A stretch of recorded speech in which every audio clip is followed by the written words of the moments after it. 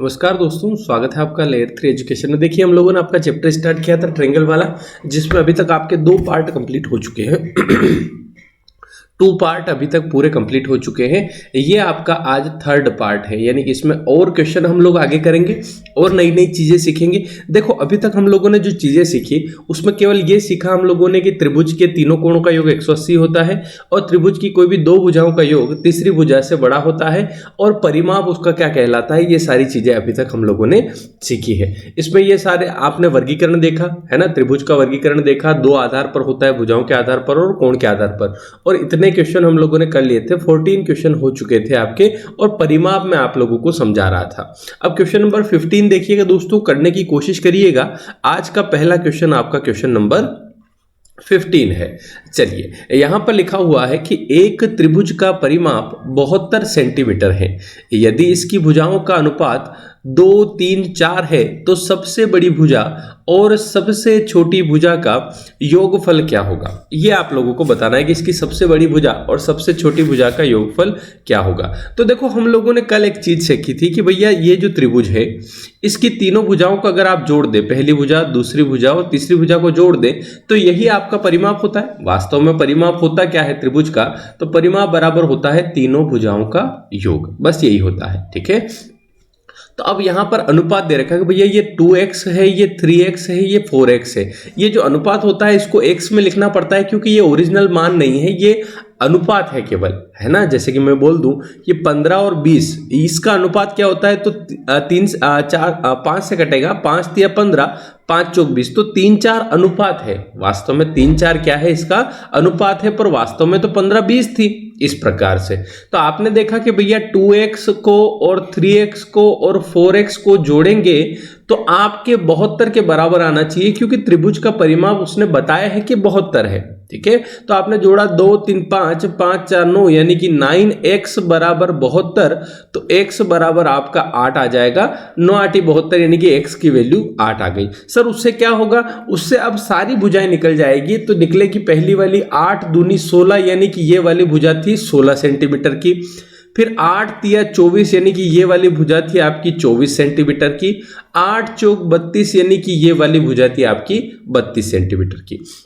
अब उसने कहा कि सबसे बड़ी भुजा और सबसे छोटी भुजा का योगफल बताओ। तो सबसे बड़ी भुजा तो 32, सबसे छोटी भुजा 16, तो 32 प्लस 16 को जोड़ा तो 6, 2, 8, 3, 1, 4, यानी कि 48 सेंटीमीटर इसका बिल्कुल करेक्ट आंसर आ गया। तो उम्मीद करता हूं कि ये बात आप लोगों को समझ में आई होगी। अगर मान लो इसको डायरेक्ट करना हो कि सर हम तो इतना 2x 3x नहीं करा, हमको डायरेक्ट करना है, तो डायरेक्ट ऐसे करना साथियों कि 72 के नीचे डायरेक्ट लिखना इन सभी को जोड़ करके। तो 2, 3, 5, 5, 4, 9, जो बराबर है वो नीचे लिख दिया। अब गुणा वो करना जो पूछे आपसे पूछा कि बड़ी भुजा ने छोटी भुजा का योगफल बताओ। तो बड़ी भुजा 4 है, छोटी भुजा 2 है, इन दोनों का योगफल 6 है। तो 9 8 72 और 8 संग 48, डायरेक्ट इसका आंसर आ जाएगा 48 सेंटीमीटर, यानी कि ऑप्शन नंबर ए आप लोगों का बिल्कुल करेक्ट आंसर हो जाएगा। जैसे एक क्वेश्चन दूं तो उसको डायरेक्ट आप लोग करना। जैसे कि मान लो मैंने यहाँ पे लिखा, मैंने आपसे बोला कि एक त्रिभुज की, एक क्वेश्चन दिया मैंने आपको, मैंने कहा कि एक त्रिभुज की तीनों भुजाओं का, एक त्रिभुज की तीनों भुजाओं का अनुपात, एक त्रिभुज की तीनों भुजाओं का अनुपात 5, 4, 3 है, 5, 4, 3 है, और इसका परिमाप 5, 4, 3 है और इसका परिमाप 36 सेंटीमीटर है। तो इसकी सबसे बड़ी और सबसे छोटी भुजा का योगफल क्या होगा, सबसे छोटी भुजा का योगफल क्या होगा, ऐसा उसने पूछा है।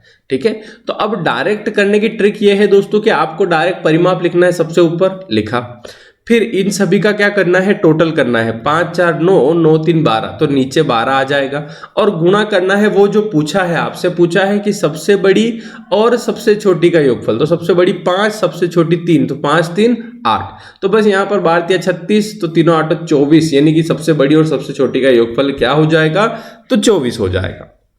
तो उम्मीद करता हूं बात समझ में आपको आई होगी दोस्तों। चलिए आगे बढ़ते हैं, अगला क्वेश्चन लेते हैं, नेक्स्ट क्वेश्चन है ना। चलिए नेक्स्ट क्वेश्चन लेते हैं, क्वेश्चन नंबर 16 देखिएगा, है ना। क्वेश्चन नंबर 16 पे चलते हैं।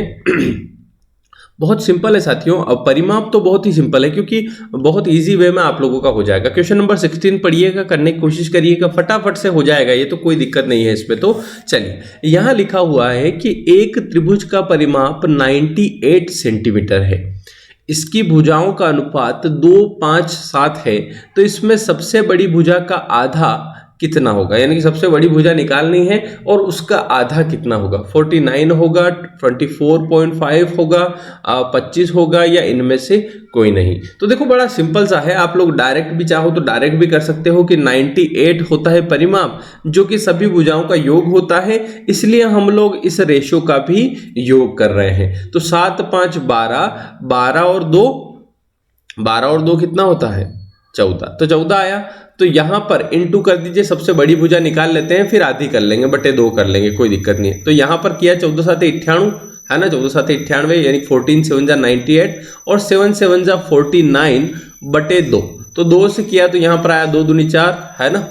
फिर यहां पर आया 2 चौक 8, फिर 1 बचा तो 24.5 इसका आंसर आ रहा है, यानी कि सबसे बड़ी भुजा का आधा कितना हो जाएगा, 24.5 इसका बिल्कुल करेक्ट आंसर हो जाएगा। साथियों इस तरीके से करेंगे, बहुत आसान है, सिंपल है, आप लोग कर लेंगे। अगले क्वेश्चन पर नजर डालिएगा, क्वेश्चन नंबर 17 आपका देखिएगा, करने की कोशिश करिएगा। क्या लिखा हुआ है कि एक त्रिभुज की सबसे बड़ी भुजा 28 सेंटीमीटर है, यदि इनमें 3 5 7 का अनुपात है तो दूसरी सबसे बड़ी भुजा क्या होगी। देखना दूसरी सबसे बड़ी भुजा क्या होगी, तो देखना बड़ा आसान सा है कि त्रिभुज की सबसे बड़ी भुजा 28 है, तो आपको दे रखा है एक त्रिभुज है ना, जिसका 3x है, 5x है और 7x है, ठीक है। अब उसने कहा कि सबसे बड़ी भुजा तो आपकी 28 है, तो आप देखो कि ये जो 28 है ना दोस्तों, ये 7x के बराबर है, यानी कि ये 7 के बराबर है। तो उसने कहा दूसरी सबसे बड़ी भुजा क्या होगी, तो दूसरी सबसे बड़ी भुजा 5 है, तो यहां गुणा 5 का कर देंगे, तो 7 चौक 28, 4 5 20, यानी कि दूसरी सबसे बड़ी भुजा क्या हो जाएगी, 20 हो जाएगी। बहुत सिंपल है दोस्तों, आप लोग कर सकते हैं, है ना। बिल्कुल करेक्ट आंसर आपका ऑप्शन नंबर बी हो जाएगा। चलिए आगे बढ़ेंगे, क्वेश्चन नंबर 18 देखेंगे, करने की कोशिश करिएगा, बहुत सिंपल है। एक त्रिभुज की तीनों भुजाओं का योग 112 है, यानी कि तीनों भुजाओं का योग बोले या परिमाप बोले एक ही बात है, क्योंकि त्रिभुज का परिमाप ही होता है तीनों भुजाओं का योग। त्रिभुज का परिमाप क्या होता है दोस्तों, तीनों भुजाओं का योग होता है, ठीक है। तो उसने कहा कि ये योग 112 है, कितना है, 112, और उसने ये रेशो भी दे रखा है 9 5 2, यानी कि ये तीनों भुजाएं हैं 9x 5x और 2x। तो सबसे बड़ी भुजा और सबसे छोटी भुजा का अंतर कितना होगा, तो आप लोग कर सकते हैं 112 के नीचे 9 और 5 को जोड़ेंगे 14, 14 और 2 को जोड़ेंगे तो 16 आ जाएगा। फिर आपसे अंतर पूछा है सबसे बड़ी भुजा और सबसे छोटी भुजा का, तो आपने जोड़ा अंतर निकाला तो 9 और 2 का अंतर निकालना पड़ेगा। सबसे बड़ी भुजा 9x है, सबसे छोटी भुजा 2x है, तो 9 में से 2 गया तो 7 आ जाएगा। तो 16 7 कितना होता है, 16 7 112, 6 7 तो भैया, हाँ 16 7 112 होता है, तो 7 7 49 हो जाएगा। 49 सेंटीमीटर इसका बिल्कुल करेक्ट आंसर हो जाएगा। साथियों आपका बहुत आसान तरीके से आप लोग इसको कर लेंगे। आगे बढ़ते हैं, अगला क्वेश्चन लेते हैं, क्वेश्चन नंबर 19 देखिएगा, करने की कोशिश करिएगा। एक त्रिभुज के तीनों कोणों में 7 5 3 का अनुपात है, तो सबसे बड़ा कोण कितने डिग्री का होगा। अब बात यहां पर थोड़ा संभल कर करिएगा, यहां कोण की पूछ लिया है, तो त्रिभुज के तीनों कोणों का योग कितना होता है, तो आप लोग बोलेंगे 180 होता है। तो आपका ये वाला कोण उसने 7x दिया है, ये 5x दिया है और ये 3x दिया है, इसलिए इनका टोटल कितना हो जाएगा, 180 हो जाएगा। 7x 5x और 3x बराबर 180 हो गया, तो 7 5 12, 12 3 15, तो 15x बराबर 180, तो x की वैल्यू निकालेंगे साथियों, 15 एकम 15, 3 बचा तो 15 दूना 30, तो x की वैल्यू 12 आ गई। सर x की वैल्यू से क्या हो जाएगा, x की वैल्यू से आप जो चाहे निकाल सकते हैं। तो ये 12 की वैल्यू ये है, तो सबसे बड़ा कोण 12 इंटू 7 है, 12 इंटू 7, तो 12 7 84 है। फिर वो बोलते हैं ये वाला कोण कितना है, तो 12 पंजे 60 है।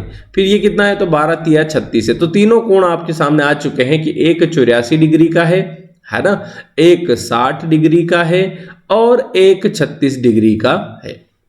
और वो पूछ ले कि ये त्रिभुज कैसा है, तो ये त्रिभुज कहलाएगा आपका न्यून कोण त्रिभुज। क्या कहलाएगा, न्यून कोण त्रिभुज। कि ये कैसा कोण है, तो ये आपका न्यून कोण त्रिभुज होगा।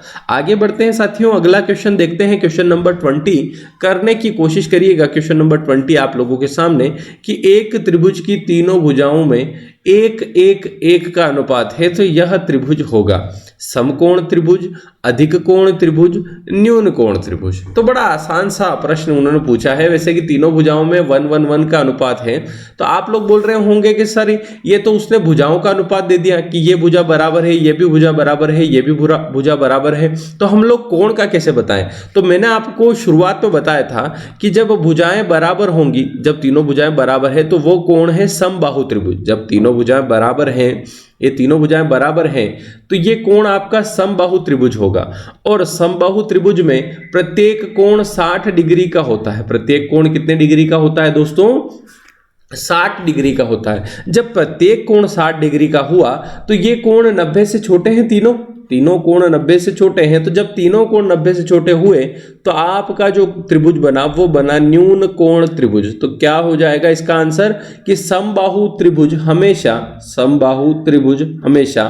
न्यून कोण त्रिभुज होता है। समबाहु त्रिभुज हमेशा न्यून कोण त्रिभुज होता है। इसकी कितनी भी भुजाएं हो, मान लो इसकी भुजाएं तीनों 25 की है, फिर भी इसके अंदर का एंगल कितना 60 डिग्री ही बनेगा। मतलब समबाहु त्रिभुज की प्रत्येक कोण हमेशा 60 डिग्री का ही होगा। और जब ये 60 डिग्री का ही होगा प्रत्येक कोण, तो ये न्यून कोण त्रिभुज आपका हो जाएगा। तो उम्मीद करता हूं दोस्तों आप लोगों को बात अच्छे से समझ में आई होगी। ठीक है दोस्तों, बहुत सिंपल है, मुझे पता है आप लोग कर लेंगे, कोई भी दिक्कत इसमें नहीं आएगी। हम लोग बढ़ते हैं दोस्तों आगे, अगला क्वेश्चन लेते हैं, क्वेश्चन नंबर 21 देखिएगा, करने की कोशिश करते हैं। क्वेश्चन नंबर 21 लिखा हुआ क्या है उसने लिखा कि एक त्रिभुजाकार खेत का क्षेत्रफल 85 सेंटीमीटर है, 85 वर्ग सेंटीमीटर है। यदि इसका आधार 34 सेंटीमीटर है, तो इसका लंब कितना होगा। अब देखो मैं आपको बता देता हूं कि जब भी त्रिभुज का क्षेत्रफल निकालना हो, तो यहां पर आप लोग समझिएगा कि त्रिभुज का क्षेत्रफल ऐसे निकलता है। त्रिभुज का क्षेत्रफल बराबर होता है, त्रिभुज का क्षेत्रफल बराबर होता है हाफ इंटू, यानी कि आधा गुणित ऊंचाई, आधार गुणित ऊंचाई होता है। यानी कि हाफ का इंटू करना है और आधार गुणित ऊंचाई कर देना है। तो आधार आपका ये और ऊंचाई आपकी ये, ठीक है। तो आप लोग निकाल लेंगे, ऐसी कोई दिक्कत नहीं है। उसने कहा आधार 34 है, क्षेत्रफल दे रखा है, तो ऊंचाई अपने आप निकल जाएगी। उसने कहा लंब, यानी कि लंब आपका ऊंचाई ही होता है। तो आप लोग निकालेंगे इस फॉर्मूले पे रखकर। तो हम लोग लिखेंगे, जैसे कि हमने लिखा कि भैया त्रिभुज का क्षेत्रफल बराबर हाफ गुणित आधार गुणित ऊंचाई, या फिर लंब भी इसकी जगह लिख सकते हो। तो क्षेत्रफल की जगह आप लोग लिख दीजिएगा 85 बराबर हाफ इंटू आधार उसने कितना दे रखा है, आधार उसने दिया है भाई साहब आपका 34 है, तो यहाँ 34 लिख दीजिएगा। ऊंचाई अभी आपको निकालनी है, तो ऊंचाई की जगह ऊंचाई लिख दीजिएगा। तो हम लोग इसको करेंगे, तो आपने किया भैया 2 से काटा होगा, तो यहाँ पर आया 17, तो यहाँ आया 17 गुणित ऊंचाई। तो ऊंचाई निकालने के लिए ये जो 85 है इधर, ये 17 गुणे में है, तो ये बटे में इधर आ जाएगा, बराबर के इधर आते ही यहाँ आ जाएगा। तो 17 पंजे 85, यानी कि उसकी ऊंचाई कितनी रही होगी, तो उसकी ऊंचाई या फिर उसका लंब 5 सेंटीमीटर रहा होगा। तो त्रिभुज का क्षेत्रफल 2 तरीके से निकलता है ना, 2 तरीके से निकलता है। जैसे कि एक तो मान लो भुजाएं दे रखी हो, कि मान लो भुजाएं हैं 3, 4, 5, तो त्रिभुज का क्षेत्रफल 2 तरीके से निकलता है। मैं आपको बता देता हूं, त्रिभुज का क्षेत्रफल होता है ना आपका, एक तो होता है half into base into height, half into base into height होता है। फिर आपका एक होता है अंडर रूट में एस इंटू एस माइनस ए, फिर फिर एस माइनस बी, फिर एस माइनस सी। अब ये क्या हुआ सर, ये एस क्या है? एस को बोला जाता है दोस्तों सेमी पेरीमीटर। क्या कहा जाता है? सेमी पेरीमीटर, या फिर कहें हिंदी में अर्ध परिमाप। क्या कहा जाता है? अर्ध परिमाप। तो जैसे यहां पर आपको बेस तो दे रखा है इसमें, पर हाइट नहीं है, तो यहां पर इस फॉर्मूले का यूज नहीं होगा, इस फॉर्मूले का यूज नहीं होगा। ये होता है आपका जनरली समकोण त्रिभुज में, ये जो half into base into height होता है, ये जनरली यूज होता है समकोण त्रिभुज में, है ना, समकोण त्रिभुज में ये वाला यूज होता है। और अदरवाइज साइड दी हो, 3 4 5 दे रखा हो, तो आप लोगों का फॉर्मूला ये लगेगा। अब एस बराबर क्या होता है? तो सेमी पेरीमीटर मतलब अर्ध परिमाप। तो पूरा परिमाप क्या था? तीनों भुजाओं का योग, मतलब ए प्लस बी प्लस सी। तीनों भुजाओं, ये मान लो ए है, ये आपकी बी है, ये आपकी सी है, तो तीनों का योग बटे 2। तो अर्ध परिमाप का मतलब होता है पूरे परिमाप में आधा कर दो। तो जैसे कि इसको करें तो 3 + 4 + 5 बटे 2, तो 3 4 7 7 5 12 बटे 2, तो 12 बटे 2 यानी कि 6 आ गया। तो यहां पर अंडर रूट में 6 की वैल्यू है ना, तो यहाँ पे एस की वैल्यू 6 है। फिर 6 माइनस ए मतलब 6 माइनस 3, फिर यहाँ 6 माइनस बी मतलब 6 माइनस 4, फिर यहाँ 6 माइनस 5 तो 6 माइनस 5। तो इसको सोल्व करेंगे तो अंडर रूट में आपका आ रहा है 6 इंटू 6 में से 3 गया 3 इंटू यहाँ 2 इंटू 1, तो 6 × 18, 18 दूना 36। तो अंडर रूट में कितना आ रहा है? 36 आ रहा है। तो 36 को बाहर लाएंगे तो 6 आ जाएगा। तो यहाँ पर जैसे कि त्रिभुज की तीनों भुजाएं दी हो कि त्रिभुज की तीनों भुजाएं हैं 3 4 5, तो उसका क्षेत्रफल क्या होगा? तो उसका क्षेत्रफल ऐसे निकालेंगे एस, ये याद रखिएगा आप। चलिए मैं लिख देता हूं स्पष्ट तरीके से कि आपको ध्यान रखना है कि त्रिभुज का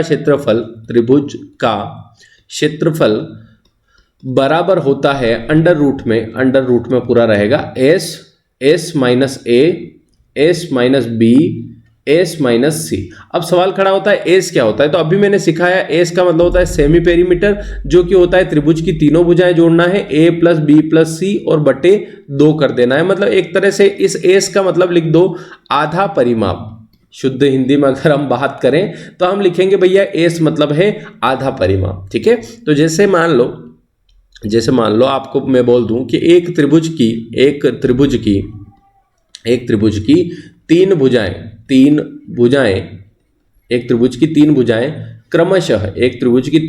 क्रमशः 5 सेंटीमीटर 12 सेंटीमीटर तथा 13 सेंटीमीटर है। 5 सेंटीमीटर 12 सेंटीमीटर तथा 13 सेंटीमीटर है। तो उसका क्षेत्रफल क्या होगा? ठीक है, तो इसको दोनों तरीके से निकाल सकते हैं आप। जैसे कि मान लो आपको ये त्रिभुज दे रखा है कि भैया इसकी भुजाएं 5 12 13 है। ठीक है, हमको पता नहीं कौन आधार कौन लंब कुछ क्या नहीं है, तो हमको नहीं पता है, तो हम लोग क्या करेंगे, बेसिक तरीका हमारे पास है कि भैया हमको क्या करना है, अंडर रूट लेना है, उसमें एस करना है, फिर एस माइनस ए करना है, फिर एस माइनस बी करना है, फिर एस माइनस सी करना है, ये हमको करना है। ठीक है, तो अब एस का मीनिंग हमने सोचा था कि भैया पूरा परिमाप निकालेंगे, तो परिमाप होता है 5 12 और 13। ठीक है, और बटे हम 2 कर देंगे। तो हमने जोड़ा ये कि 13 और 12 को जोड़ा तो आया 25 और 5 जोड़ा तो 30 आया, तो 30 बटे 2 कर रहे हैं। तो एस की वैल्यू हमारे पास आ रही है 15। कितनी आ रही है? 15। ठीक है, तो 15 आ गई है, तो हम लोग बखूबी इसको लिख देंगे कि एस की जगह लिख देंगे 15। फिर 15 माइनस ए मतलब 5, 15 माइनस 5 हम यहां करेंगे, फिर 15 माइनस 12 यहां करेंगे, फिर 15 माइनस 13 यहां हम करेंगे। तो हमने निकाला, तो यहां अंडर रूट में हमारा आया, मैं यहां लिख रहा हूं 15 का 15 रह जाएगा, इंटू 15 में से 5 गया तो 10 आ जाएगा, फिर 15 में से 12 गया तो 3 आ जाएगा, फिर 15 में से 13 गया तो 2 आ जाएगा। तो सभी को इंटू किया हमने, तो 10 या 30, 30 दूना 60, 60 इंटू 15 तो 15 से 90, तो 900 आ रहा है। अंडर रूट में इन सभी को गुणा करते हैं तो 900 आ रहा है। तो आप लोगों ने 900 को बाहर निकाला, 900 किसका स्क्वायर है? तो 900 आपके 30 का स्क्वायर है, इसलिए इसका आंसर आ जाएगा 30 की इसका क्षेत्रफल कितना होगा? 30 हो जाएगा। तो ये आप लोग इसका क्षेत्रफल निकाल सकते हैं किससे? S minus A, S minus B, S minus C से। ठीक है, तो उम्मीद करता हूं बात आपको क्लियर होगी। तो अब जैसे कि मान लो कि सर तो फिर half into base into height कहाँ लगाते हैं? मान लो आपसे वो पूछे, तो आप लोग अगर सोच रहे हो कि sir half into base into height हम लोग कहाँ लगाएंगे, तो इसको कैसे करेंगे? तो जैसे मान लो मैं वो वाला यूज करता हूं, 2 फॉर्मूले हैं, हाफ इंटू आधार गुणित ऊंचाई, आधार गुणित ऊंचाई। तो जैसे इस वाले क्वेश्चन में हो क्या रहा है कि 3 भुजाएं दे रखी है 5, 12, 13। तो ये 5, 12, 13 इस प्रकार है कि ये 5 है, ये 12 है, ये 13 है। क्यों? क्योंकि मुझे समकोण त्रिभुज में ट्रिपलेट पता है। ट्रिपलेट यानी कि आपके समकोण त्रिभुज में तीनों भुजाएं होती है, ये 13 कर्ण होता है, ये 12 आधार और लंब होते हैं। तो यहां पे आपने किया हाफ और आधार की जगह लिखा 12 और ऊंचाई की जगह लिखा 5। तो यहां से किया 2 छंग 12 और 6 पंजे 30। तो इसका आंसर 30 आ गया।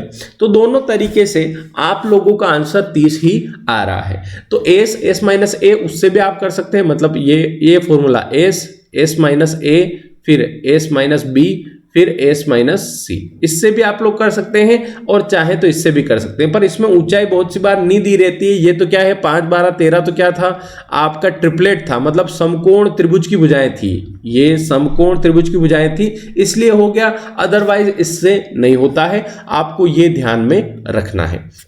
एक और होता है अलग से समबाहु त्रिभुज का, एक और होता है समबाहु त्रिभुज का क्षेत्रफल अलग होता है। समबाहु त्रिभुज का क्षेत्रफल होता है, समबाहु त्रिभुज का क्षेत्रफल होता है √3/4 ए स्क्वायर। √3/4 ए स्क्वायर होता है ना, कि आपकी भुजा आपको दी है ए स्क्वायर, है ना।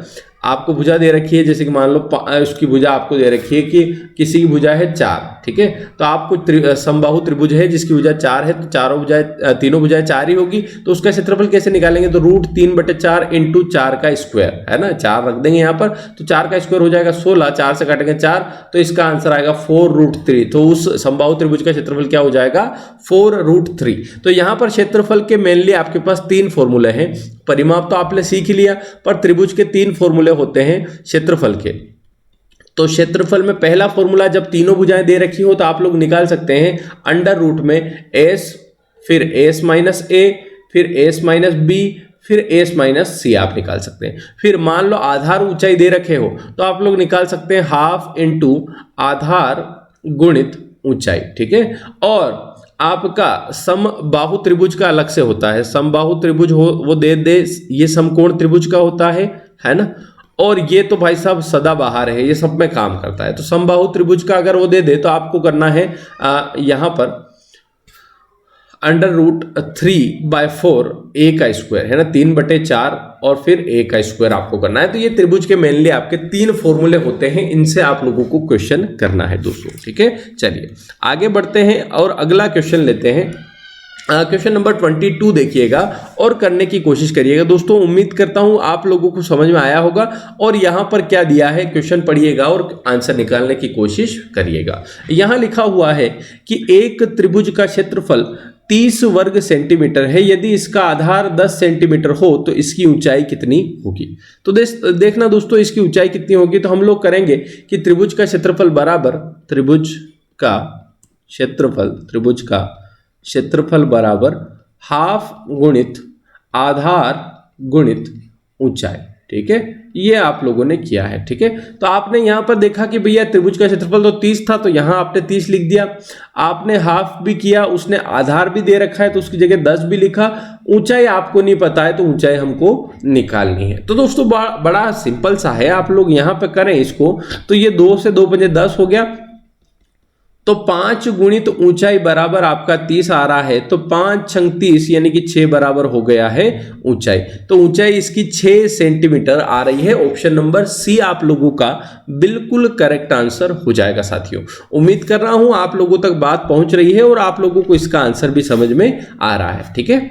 चलिए आगे बढ़ते और क्वेश्चन नंबर लेते हैं 23 वाला। लिखा हुआ क्या है कि एक समकोण त्रिभुज का क्षेत्रफल 30 वर्ग सेंटीमीटर है। एक समकोण है जिस त्रिभुज का क्षेत्रफल 30 वर्ग सेंटीमीटर, उसका कर्ण 13 है। उसका कर्ण कितना है? उस समकोण त्रिभुज है उसका ये कर्ण 13 है। तो और लंब 5 है, यानी कि लंब 5 है, तो इसका आधार कितने सेंटीमीटर का होगा?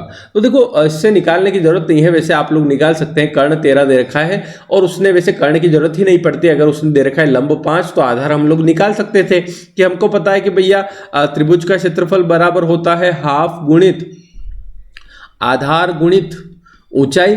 तो हम लोग लंब दे रखा है, आधार हम लोग निकाल लेते हैं क्योंकि उसने ये 30 दिया है। तो अभी वाला क्वेश्चन ही ये सेम है ना। तो हाफ लिखा, आधार हमको नहीं पता है, पर ऊंचाई यानी कि लंब दे रखा है 5, तो यहां पर हम लोग 5 लिख देंगे। सर इस 2 से इसको कैसे काटे? तो मैं कहता हूं इसको काटने की जरूरत ही नहीं है। मैं इसको कहता हूं कि इसको काटने की जरूरत ही नहीं है। आप लोग इस 2 को क्या करो, यहां गुणे में ले आओ और ये जो गुणे में 5 है इसको बटे में ले आओ।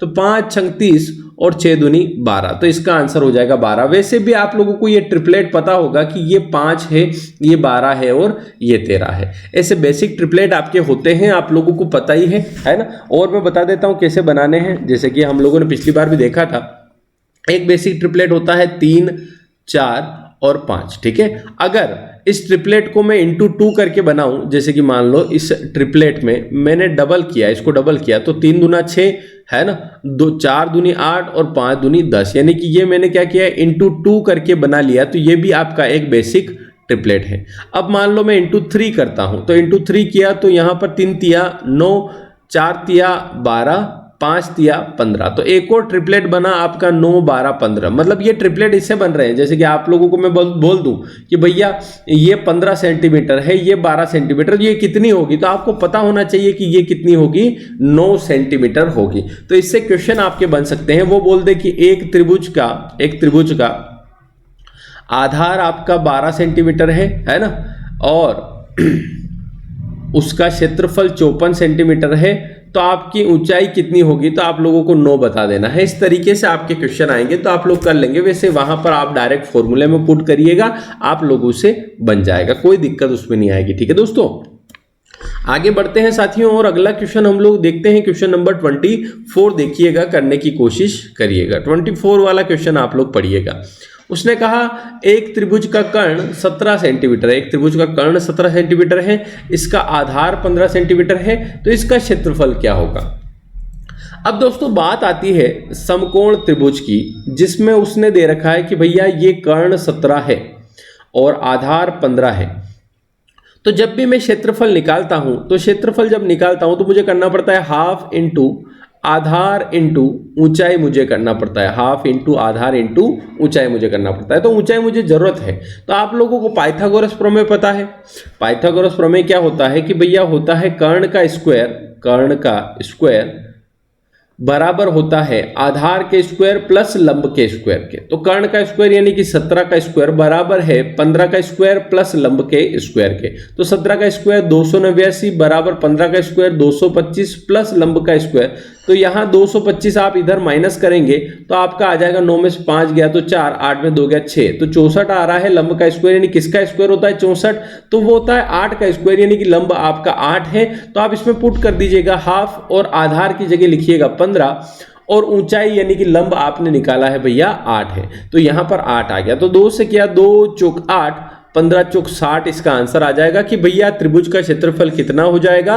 तो 60 वर्ग सेंटीमीटर इसका बिल्कुल करेक्ट आंसर आ जाएगा दोस्तों। तो उम्मीद कर रहा हूं आप लोगों को बात समझ में आ रही होगी कि किस तरीके से अगर यहां पर आपका कर्ण दिया हो तो आप लोग बखूबी यहां पर निकाल लोगे। ठीक है दोस्तों, इस तरीके से आप लोगों को करना है ताकि आपका आंसर बिल्कुल करेक्ट आए। ठीक है, जैसे कि वो यहां पर कुछ भी दे देता कर्ण, जैसे कि मान लो वो कर्ण यहां पर दे देता है ना, तो जो भी कर्ण दे देता आप लोग आधार, ये पाइथागोरस प्रमेय से हो जाएगा। आप लोगों को डरने की बिल्कुल जरूरत नहीं है। कर्ण दिया हो और इन दोनों में से कुछ भी दिया हो तो एक और का मान आपका बखूबी निकल जाएगा, कोई भी दिक्कत उसमें नहीं आएगी साथियों। आगे बढ़ते हैं और क्वेश्चन नंबर लेते हैं 25 वाला। करने की कोशिश करिएगा। क्या बोल रहा है 25 वाला क्वेश्चन? उसने लिखा है कि एक समकोण त्रिभुज का क्षेत्रफल 120 वर्ग सेंटीमीटर है। एक समकोण त्रिभुज है, समकोण त्रिभुज मतलब ऐसा त्रिभुज है जिसका क्षेत्रफल उसने अंदर का जो एरिया है वो बताया है कि 120 सेंटीमीटर है, 120 वर्ग सेंटीमीटर है। यदि इसके आधार की लंबाई 24 सेंटीमीटर है, यानी कि आधार इसका 24 है, तो इस त्रिभुज की सबसे बड़ी भुजा यानी कि ये वाली भुजा क्या हो जाएगी? मतलब वो आपसे क्या पूछ रहा है? वो आपसे कर्ण पूछ रहा है। तो हम लोग निकाल लेंगे, कर्ण भी ऐसी कोई बात नहीं है। सबसे लंबी भुजा, सबसे बड़ी भुजा त्रिभुज में, समकोण त्रिभुज में सबसे बड़ी भुजा क्या होती है? कर्ण होती है, ये आपको ध्यान रखना है। तो चलो अभी क्षेत्रफल दे रखा है तो हम लोग लिखेंगे भैया कि क्षेत्रफल बराबर होता है half into base into height, या फिर हाफ इंटू आधार गुणित ऊंचाई होता है। तो हमने लिखा कि भैया क्षेत्रफल 120 है बराबर हाफ किया, बेस आपका 24 है, तो हाइट आप लोग निकाल लेंगे, मतलब ये भुजा आप लोग निकाल लेंगे। तो आपने निकाला भैया हाइट क्या होगी, तो आपने 2 से किया 12, 12 से किया यहाँ पर 10, तो ये आपकी 10 आ गई है। तो अगर ये 10 आई है तो आप कर्ण निकाल सकते हैं कि कर्ण, आपने 10 नहीं लगाना, आंसर वैसे है भी नहीं यहाँ पर, तो आपका अभी तो ऊंचाई आई है। तो आप लोगों ने अभी पिछले क्वेश्चन में देखा था कि कर्ण का स्क्वायर बराबर आधार का स्क्वायर प्लस ऊंचाई का स्क्वायर, ठीक है, यही हम लोगों ने देखा था। तो आधार अभी आपका आया है 24 का स्क्वायर प्लस ऊंचाई आपकी आई है 10, तो 10 का स्क्वायर, तो 24 का स्क्वायर कितना होता है साथियों? तो आप सभी दोस्तों को पता होगा कि 24 का स्क्वायर होता है 576। नी अपने को नी भी पता हो तो अपने को गुणा करना तो आता ही, अपन गुणा करना तो नहीं भूले अभी, है ना। 4 चौक 16 का 6 लगा, 1 4 दूनी 8 और 1 9, फिर 2 चौक 8 और 2 दूनी 4, तो सभी को जोड़ लेंगे 6 9 8 17 का 7 लगा 1, तो 576 आ रहा है। तो 24 का 24 में गुणा कर सकते हैं, 576 आया। फिर 10 का 10 में तो आता ही होगा, 10 धाम 100, है ना। तो ये दोनों किया आपने, 576 और 100 जोड़ा तो 676 आ रहा है, वो होता है 26 का स्क्वायर। तो कर्ण आ गया आपका 26, यानी कि 26 का स्क्वायर, यानी कि 26 आपका कर्ण आ गया, यानी कि ऑप्शन नंबर आप लोगों का बी वाला बिल्कुल करेक्ट है। तो दोस्तों मैं वही बता रहा था आपको ट्रिपलेट वाला, कि जैसे कि आपका ट्रिपलेट अभी, जैसे कि अभी हम लोगों ने देखा था 3 4 5 वाला, कौन सा देखा था, एक ट्रिपलेट बेसिक ट्रिपलेट 3 4 5 होता है, इसका डबल करने पर बनेगा 3 दूना 6, 4 दूना 8, 5 दूना 10, तो 6 8 10 भी आपका एक ट्रिपलेट हो गया। उसी प्रकार से एक बेसिक ट्रिपलेट होता है 5 12 और 13 का, एक बेसिक ट्रिपलेट होता है 5 12 13 का, जिसमें 13 आपका कर्ण है, 12 आधार ऊंचाई कुछ भी हो सकता है, या आधार ऊंचाई हो सकता है, कुछ भी हो सकता है, ठीक है, पर 5 12 13 में कर्ण हमेशा 13 ही होगा। अब मैं इसको डबल करता हूं, मान लो सभी को डबल किया तो 5 का डबल 10, 12 का डबल 24, 13 का डबल 26, तो अभी अपना आधार 24 था, है ना, और ये 10 आया, तो हम लोग इसको बिना सोल्व किए बता सकते थे कि ये आपका 26 ही होगा। तो दोस्तों आप लोगों को बात समझ में आई होगी कि बेसिक ट्रिपलेट से कैसे जा सकते हैं। जैसे इंटू 3 करें तो 5 का तिया 15, 12 तिया 36 और 13 तिया 39, तो वो आपको बोल दे कि आधार अगर 36 है, आपकी ऊंचाई अगर 15 है, तो कर्ण क्या होगा, तो कर्ण 39 होगा। ये बेसिक ट्रिपलेट से आप गुणा करके जा सकते हैं, है ना। तो जिस तरीके से ये 10 24 26 आया, तो हम लोग यहाँ देखते कि यहाँ आपकी लंबाई 24 है, तो हम लोग यहाँ 10 निकालते, तो हमको ये सोल्व करना नहीं पड़ता पूरा, हम लोग समझ जाते कि ये आपका 26 ही होगा दोस्तों, ठीक है। चलिए आगे हम लोग बढ़ेंगे और अगला क्वेश्चन लेंगे, चलिए ठीक है, नेक्स्ट क्वेश्चन हम लोग लेते हैं, चलो अगले वीडियो में लेते हैं, ठीक है, अगले वीडियो में हम लोग इसके आगे करते हैं, ठीक है दोस्तों। धन्यवाद पूरा वीडियो देखने के लिए, हम लोग मिलते हैं इसके अगले वाले वीडियो में, 25 के बाद और क्वेश्चन हम लोग करते हैं। धन्यवाद पूरा देखने के लिए दोस्तों, ठीक है। बहुत अच्छे से आप लोग पढ़ रहे हैं, तैयारी ऐसी ही रखिए, आपका बिल्कुल सिलेक्शन होगा। आप लोग बस इन वीडियोस को एक बार देख लीजिए, सभी को सारे चीजें नोट करते हुए चलिएगा। आप लोगों के पास पीडीएफ भी है कंटेंट स्टोर में, ठीक है। धन्यवाद पूरा वीडियो देखने के लिए, मिलते हैं नेक्स्ट वीडियो में।